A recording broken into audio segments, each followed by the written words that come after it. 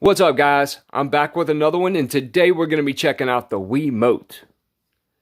Now, this is a pint-sized flipper from that was just recently released not too long ago. The thing about it is, I absolutely love this design, and if I ever designed a folding knife for the outdoors, this is 100% the blade shape I would be going for. Now, granted, I would make my design a little bit larger, but even though this knife is small, I can still see all the utilitarian purposes in it. Now, the flat ground blade is made from S35V and steel. It has a combination finish on it of bead plastic and stonewash. I think that looks really good, and it also makes for a good working finish as well. Now, it is a frame lock design with a bronze titanium handle, and it does have a tip-up right-hand carry-only pocket clip. All of the hardware is made from stainless and has a bronze finish as well, which gives this knife an awesome look. Now again, I am absolutely in love with this design. I do just wish it was a little bit bigger though. Now the overall length on this guy is 6.18 inches. The blade is 2.66. The cutting edge is 2.75 with a width of 0.875. Now the thickness of the blade is 0.10, so it's definitely thin enough to make for a great slicer. Now the handle length or close length is 3.52. The width is 0.875. The thickness is 0.42. And look at that backspacer.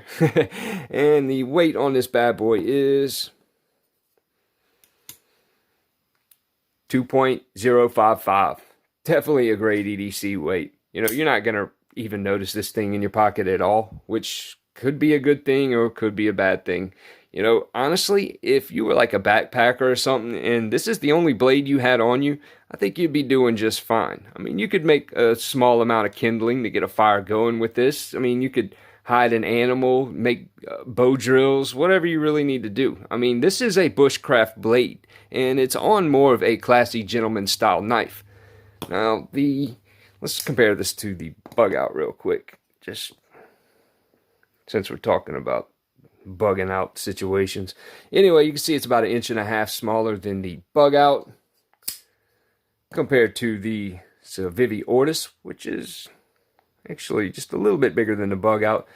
You can see around 1.75 inches or so smaller than the Ortis.